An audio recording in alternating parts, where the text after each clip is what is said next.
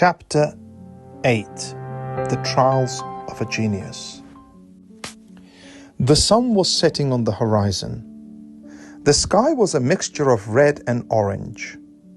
Rays of light were impeded by clouds, creating beautiful silhouettes on the ocean surface. The mosaic waves glistened as they gently stroked the sandy shores. It seemed the sun was kissing the beach goodnight before taking its leave. Mimi stood on the beach and gazed at this wondrous feat of nature. From time to time, she fiddled in the sand with a twig and muttered, "Chukulaka-laka-la, mukudaka-laka-la. Sun, cloud, water, 1, 2, 3, 4. Well done!" This rendition was followed by clapping. In an attempt to capture the picturesque sunset before her, Mimi repeatedly created illustrations with a twig in the sand. With every touch, she was making her picture come to life. As she was drawing, a group of Joeys accompanied by Sador approached her. One looked at Mimi while addressing Sador. "Your silly sister is here. She's in her own world again." He and the other Joeys burst out laughing. Sador replied with scorn, "She's not silly. She's a genius. You don't get it." "Genius? A genius does not spend all day delving in the sand.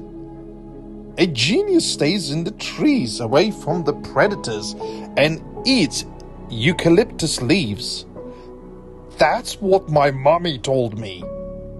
"Mine too," repeated another Joey. "My mom told me not to be friends with her because she is weird," said the third Joey. "Mine too," said the fourth. "My mom told me if you're friends with her, you will become like her. I don't want to be like Mimi." "Your parents don't understand," said Sador. "No one understands why Mimi does all this. But my parents say she is special and very intelligent. You just don't know it yet. When you do, you will be sorry for what you've said and you will want to be her friend." "No, I won't," said one of the Joeys. "I will never want to be friends with this silly girl." And with these words, he began kicking the sand and destroying Mimi's picture. It wasn't long before the other Joeys joined in and began to chant, "Silly girl! Silly girl!" Mimi covered her ears and started to cry.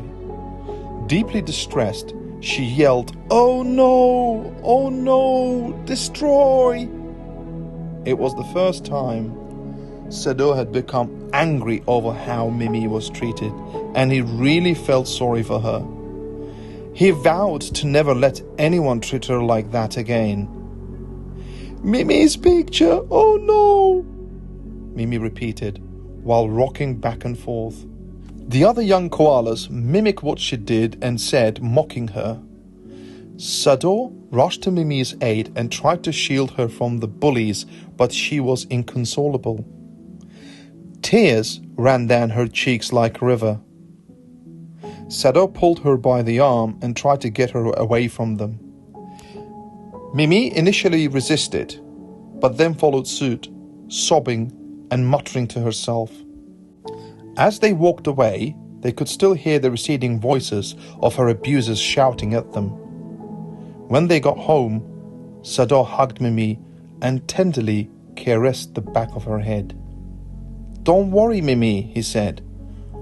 "One day you will prove them all wrong, I promise you." Mimi did not react. She had a frozen look on her face. She was staring at the ground and not saying anything. Sador sat her on the trunk of a fallen tree and then sat next to her. He put his arm around her and gave her a kiss.